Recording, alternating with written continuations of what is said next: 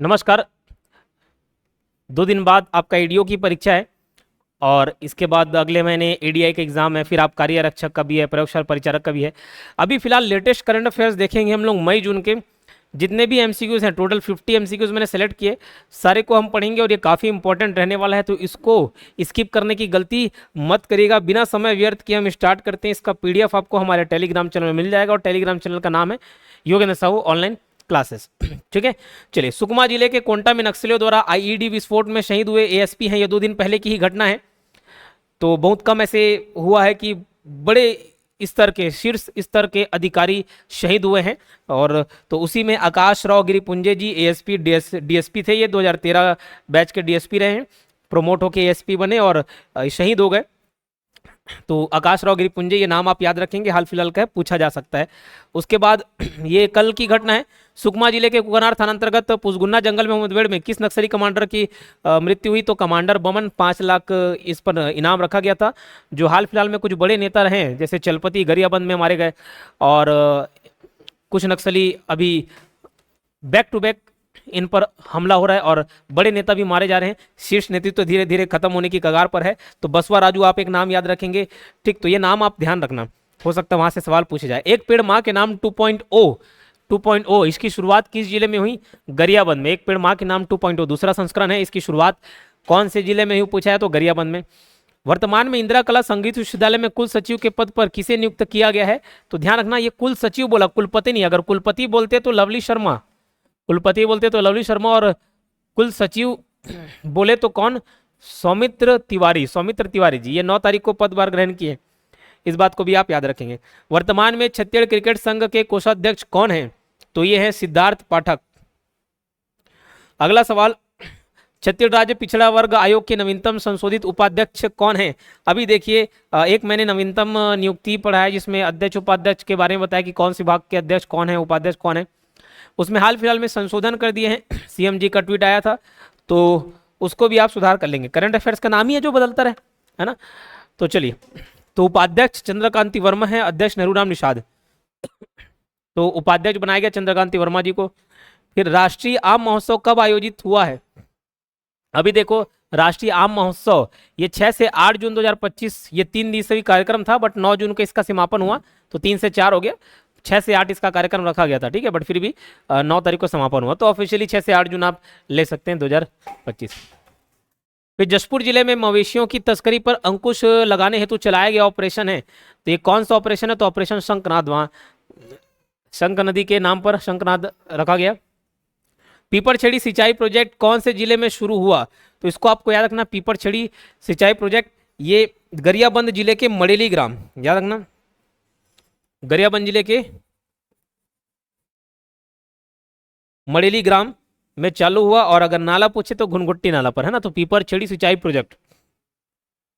प्रत्येक संभाग से आदर्श शहर योजना हेतु कितने नगरीय निकाय चुने जाएंगे? अब ये देखो, प्रत्येक संभाग, तो हर संभाग से 3, जैसे एक आदर्श ग्राम योजना चलता है ना, एक ग्राम को हम एक आदर्श ग्राम के रूप में स्थापित करते हैं, बस वैसे ही ये क्या है? आदर्श शहर योजना है, आदर्श शहर योजना। तो एक संभाग से 3, तो टोटल 5 संभाग से कितने हो जाएंगे? 15। तो हर साल 15 शहरों का विकास किया जाएगा, ठीक।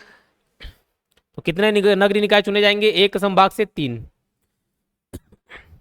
चलो, रंग संस्कार महोत्सव कहाँ आयोजित हुआ? तो ये रायपुर में आयोजित हुआ है। रंग संस्कार महोत्सव कहाँ आयोजित हुआ है? रायपुर में। रस रंग रस रायपुर याद कर सकते हो। छत्तीसगढ़ से पहली बार भारतीय मतलब छत्तीसगढ़ की कोई महिला पहली बार भारतीय महिला वॉलीबॉल की कोच नियुक्त थी, ऐसा पहली बार हुआ है। तो नाम याद रखेंगे, रेणु परिक, है ना, रेणु परिक, नाम याद रखना, रेणु परिक। देश का पहला हाइड्रोजन फ्यूल लॉजिस्टिक ट्रक किस जिले के परिवहन में उपयोग होगी? तो ये रायगढ़ में हुआ है, ध्यान रखना, रायगढ़ जिले, ठीक है। फिर इसी के तहत, इसी प्रोजेक्ट से रिलेटेड है, भारत को शून्य कार्बन उत्सर्जन बनाने हेतु कब तक लक्ष्य रखा गया? 2070।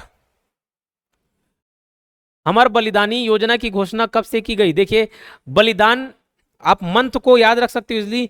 बलिदान होता है, मतलब बलिदान होते हैं, शहीद हो जाते हैं, मर जाते हैं, तो मर से मई याद रखना, है ना, मई। तो 3 मई 2025 को ये चालू हुआ है, 3 मई इसको घोषणा हुआ है, अमर बलिदानी योजना। इसमें होगा क्या? बलिदानी योजना में जितने भी लोगों ने नक्सलियों से लड़ते वक्त अपना जान गंवाया है, तो उनका स्टैचू बनेगा, है ना। तो अमर बलिदानी योजना 3 मई 2025। यूनिसेफ इंडिया द्वारा स्वच्छता क्षेत्र में नवाचार हेतु कौन से ग्राम पंचायत का चयन हुआ है यूनिसेफ इंडिया द्वारा? तो छिन्नार ग्राम पंचायत दंतेवाड़ा, ठीक है, छिन्नार ग्राम पंचायत दंतेवाड़ा। तीसरा ग्लोबल चाइल्ड प्रोडिजी अवार्ड, तीसरा ग्लोबल चाइल्ड प्रोडिजी अवार्ड 2025 किनको मिला है? अरमान उबरानी को, ठीक है, अरमान उबरानी को, अरमान उबरानी जी को। तीसरा ग्लोबल चाइल्ड प्रोडिजी अवार्ड 2025 किसको मिला है? अरमान उबरानी को मिला है। इसको छत्तीसगढ़ का मैथ्स गूगल बाय बोला जाता है, ठीक है, ये नाम आप याद रखना, ठीक। चलिए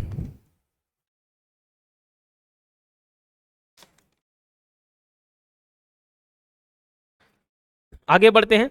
विकसित कृषि संकल्प अभियान कब से कब तक चलाया गया? विकसित कृषि संकल्प अभियान, ठीक, तो ये 29 मई से 12 जून 2025 के बीच चलाया गया है। विकसित कृषि संकल्प अभियान कब से कब तक चलाया गया? 29 मई से 12 जून। फिर ये इंपॉर्टेंट है, खेलो इंडिया बीच गेम्स 2025 में कौन से खेल को शामिल किया गया है?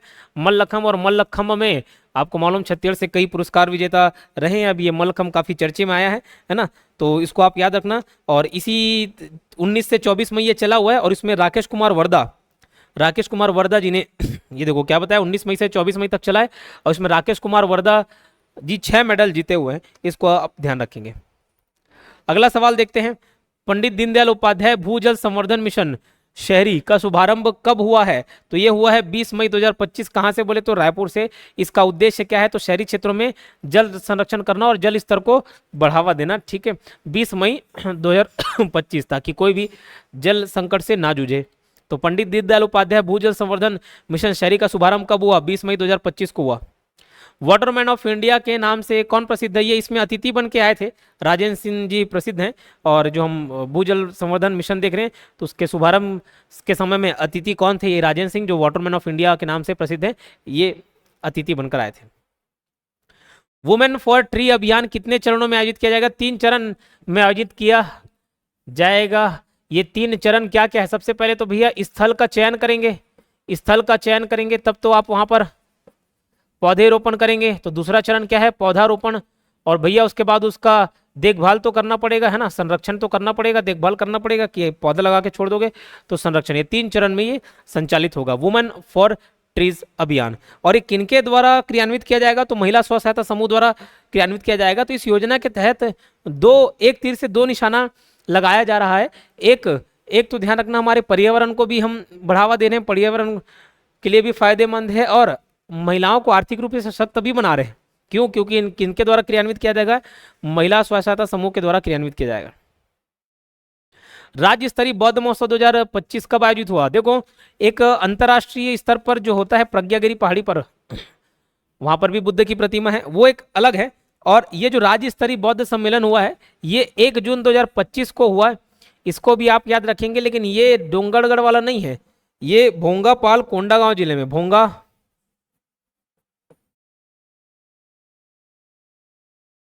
भोंगापाल कोंडागांव जिले में आयोजित किया गया। राज्य स्तरीय बौद्ध महोत्सव 2025 कब आयोजित हुआ? 1 जून 2025 को आयोजित हुआ, हाल फिलहाल का ये घटना है। इसका थीम क्या था? युद्ध नहीं बुद्ध।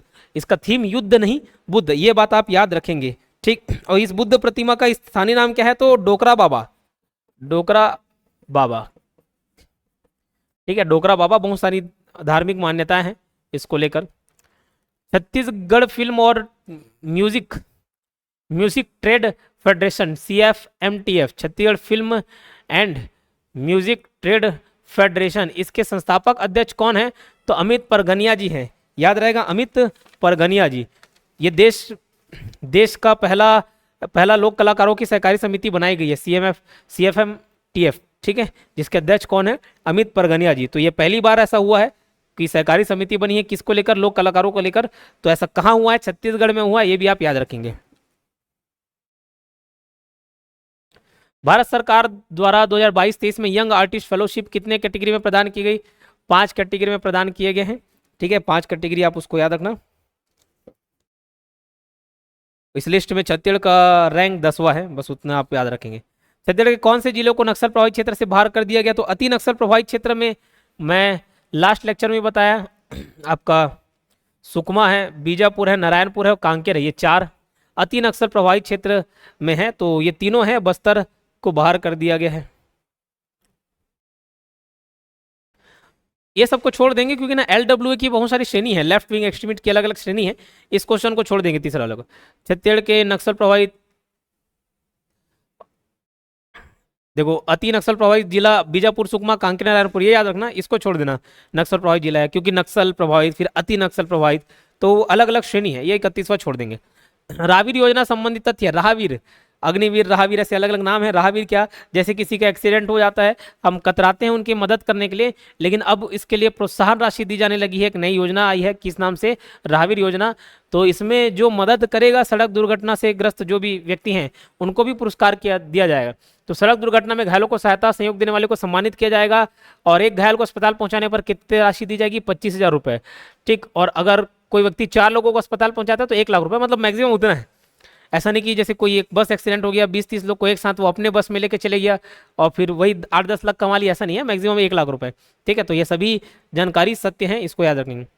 फिर सड़क दुर्घटना पीड़ितों के लिए नगद रहित उपचार योजना 2025 कब से शुरुआत हुई। कभी कभार ऐसा होता है कि जिसका एक्सीडेंट हुआ उसको हॉस्पिटल में ले गए और फिर उसके पास पैसे नहीं है, उसका इलाज नहीं हो पाया टाइम पे इलाज नहीं हो पाया, मृत्यु हो सकती है। तो इस संबंध में एक नई 7 डेज के लिए नगद रहित उपचार योजना चालू की गई है। तो ये 23 मई 2025 से शुरुआत उसका। ठीक है, 23 मई 2025।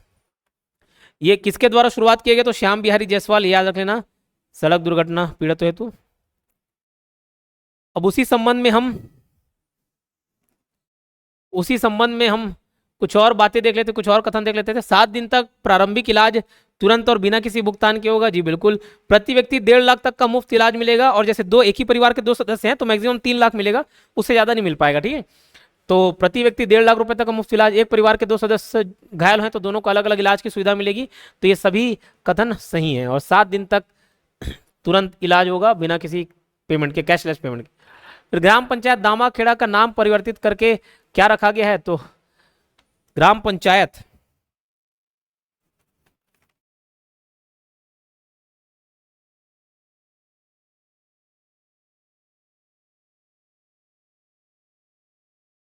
कबीर नगर धामाखेड़ा, मैं एक बार इसको कंफर्म कर लेता हूं।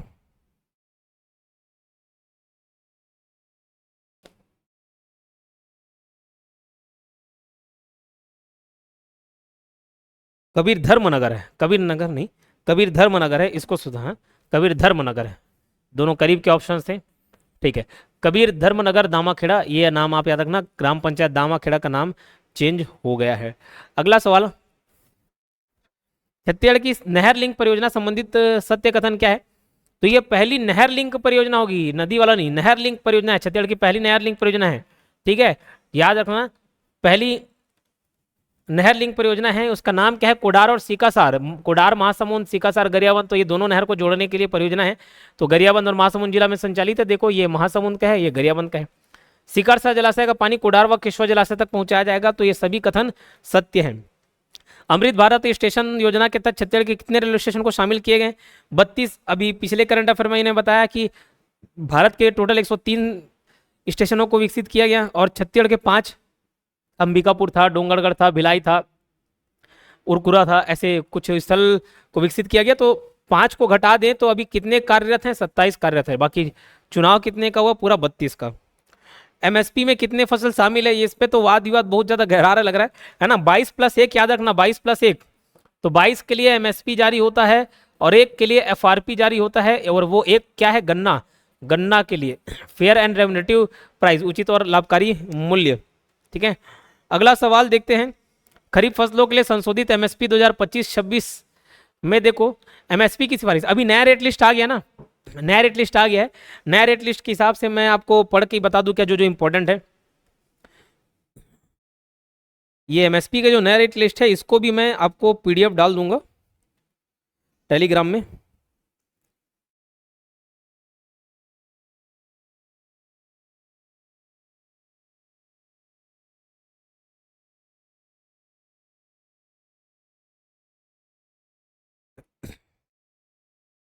कैबिनेट ने विपणन सीजन 2025-26 के लिए खरीफ फसलों के न्यूनतम समर्थन मूल्य एमएसपी को मंजूरी दी।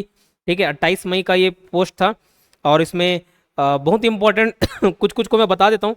जैसे जो धान है, धान 2 श्रेणी, एक सामान्य और एक ग्रेड ए, सामान्य और ग्रेड ए। तो जो पहले 2300 और 2320 रुपए था उसमें 69 रुपीज ऐड हो गया 3%, इसका 3% निकालोगे 69, तो ये 2369 और ये 2389, इतना रुपए हो गया धान का, ये इंपॉर्टेंट है। ओके, उसके बाद ज्वार 3% की वृद्धि हुई ना। ज्वार भी दो प्रकार का, एक हाइब्रिड और एक मालदंडी। हाइब्रिड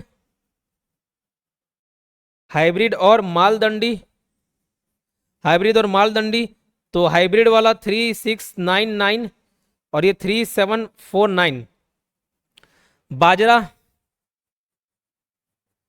बाजरा 2775। लेकिन देखो भैया ये किसका एमएसपी 2025-26 वाला है ना, तो बाजरा का 2775, रागी का 4886, रागी का 4886 है, मक्का का 2400,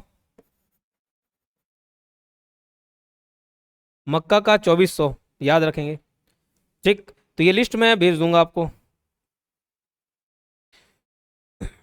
तब्बू भेज दिया हूँ, उसको भी डाल देना टेलीग्राम और कोर्स में दोनों। चलो, तो एमएसपी की सिफारिश कृषि लागत और मूल्य आयोग सीएसीपी के द्वारा की जाती है, बिल्कुल। और कैबिनेट की आर्थिक मामलों की सीसीईए इन सिफारिशों को मंजूरी देती है, जी बिल्कुल, ये भी बात सही है। कैबिनेट की आर्थिक मामलों की सीसीईए, ठीक, cabinet committee on economics affair, cabinet committee on economic affair, ये इसका फुल फॉर्म है, cabinet committee on economic affair, ये इसको मंजूर करती है, ये भी याद रहेगा। चलो, cabinet committee on economic affair, तो इसमें एमएसपी में 22 फसलें शामिल है, जी बिल्कुल, 22 + 1 करके 22 तो एमएसपी है और एक के लिए एफआरपी जारी की जाती है, तो उपरोक्त सभी। नाइजर सीड के एमएसपी में कितने रुपए की वृद्धि हुई है? 50% लगभग 840 रुपीज, 820 रुपीज इसमें बढ़ोतरी हुई है। धान के एमएसपी में कितने परसेंट की वृद्धि हुई है? 3%, याद रखना। 2025-26 के लिए सामान्य धान का एमएसपी कितना रुपए क्विंटल होगा? सामान्य धान के लिए कितना था? 2369, और धान ग्रेड ए वाला का 2389। अगला सवाल, छत्तीसगढ़ राज्यपाल द्वारा प्रदेश के किन गांव को गोद लिया गया? इंपॉर्टेंट है। देखो, राज्यपाल ने कौन कौन से गांव को, तो पूरा जो टेढ़ा-मेढ़ा गांव था ना, टेढ़ा-मेढ़ा गांव को पूरा ले लिया। टेढ़ा से आगना टेमरी बेमेतरा, टेमरी मेड़ा से टेढ़ा-मेढ़ा मड़वाडी गरियाबंद, टेमरी बेमेतरा मड़वाडी गरियाबंद, और पूरा से आगना सोनपुरी, ये कैसी केसीजी में पड़ता है, सोनपुरी, सोनपुरी खैरागढ़ छुईकदान गन्नई में पड़ता है सोनपुरी, ठीक है। छत्तीसगढ़ राज्यपाल द्वारा प्रदेश के किन गांव को गोद ले लिया? जो भी टेढ़े मेरे थे पूरे ले लिए, टेढ़े मेरे थे पूरे ले लिए। टेढ़े से आगना टेमरी, मेड़े से आगना मड़वाडी, और पूरी से आगना सोनपुरी, तो ये सभी याद रखें। 2025 फिल्म कांस फिल्म फेस्टिवल में भाग लेने वाली जूही व्यास छत्तीसगढ़ के कौन से जिले से हैं? ये दुर्ग से हैं, ठीक, दुर्ग से हैं जूही व्यास, कांस फेस्टिवल में शामिल हुई थी। चलो छोड़ो, कभी कॉपीराइट आ जाने का डर रहता है, नहीं दिखाते। जूही व्यास को दिखा, वो ड्रेस पहनी थी, है ना, और याद रख लेना। अभी देखो, निगम एवं उसके अध्यक्षों को सुमेलित कीजिए। हाल फिलहाल में फिर से संशोधित हुए। श्रीमती शालिनी राजपूत अध्यक्ष बनाए गए हैं छत्तीसगढ़ हस्तशिल्प विकास बोर्ड के। Srinivas Rao Maddi Chhattisgarh state beverage corporation limited Raipur के, और केदारनाथ गुप्ता अध्यक्ष बनाए हैं छत्तीसगढ़ राज्य सहकारी बैंक मर्यादित रायपुर के। बस इतना ही संशोधन बताया गया है, बाकी जो पुराने पद थे उनका क्या हुआ ये सब डिटेल अभी नहीं आया है। महेंद्रगिरी पर्वत कौन से जिले में है? तो महेंद्रगिरी पर्वत है धमतरी जिले में। अगला सवाल देखते हैं, सेकंड सीसीपीएल 2025, मतलब CCPL Chhattisgarh cricket premier league, जैसे आईपीएल होता है इंडियन प्रीमियर लीग, वैसे सीसीपीएल है, तो कौन से स्टेडियम में खेला जाता है भाई सीसीपीएल? ये कौन से स्टेडियम में खेला जाएगा? तो रायपुर का वीर नारायण सिंह स्टेडियम में खेला जाएगा। कब से कब तक? तो याद रखेंगे 6 से 15 जून, 6 से 15 जून, 6 तारीख को शुभारंभ होगा, 15 को फाइनल मैच खेला जाएगा। छत्तीसगढ़ का पहला और देश का 19वां एनआईएफटी कैंपस की स्थापना कहाँ की जा रही है? तो ये नया रायपुर में की जा रही है। एनआईएफटी फुल फॉर्म है national institute of fashion technology, national institute of fashion technology इसका फुल फॉर्म है, ठीक। तो ये 50 क्वेश्चन हो गए आपके। अच्छा, एक और चीज, ऐप में भी इसके पीडीएफ मिल सकते हैं। ऐप में अरेंज फॉर्मेट में ₹1 उसका जानबूझ के सबसे मिनिमम फीस जो हो सकता था ₹1 उसको रख दिया हमने। उसमें सारे पीडीएफ नोट्स अरेंज फॉर्मेट में मिलेंगे, तो ये आप अभी से परचेस करके रख सकते हो। आने वाले समय के जितने भी पीडीएफ होंगे सारा अरेंज रूप में मिलेगा। टेलीग्राम में बिखरा हुआ मिल जाता है, तो टेलीग्राम को भी ज्वाइन करना और पीडीएफ यहाँ से भी आप एक्सेस ले सकते हैं। अगर लगता है कि आपके काम आया होगा, कुछ भी इसमें आपके पढ़ाई में इजाफा हुआ होगा, तो इस सेशन को लाइक कर सकते हैं और कमेंट करके अपनी प्रतिक्रिया जरूर बता सकते हैं। मिलते हैं नेक्स्ट वीडियो में, धन्यवाद।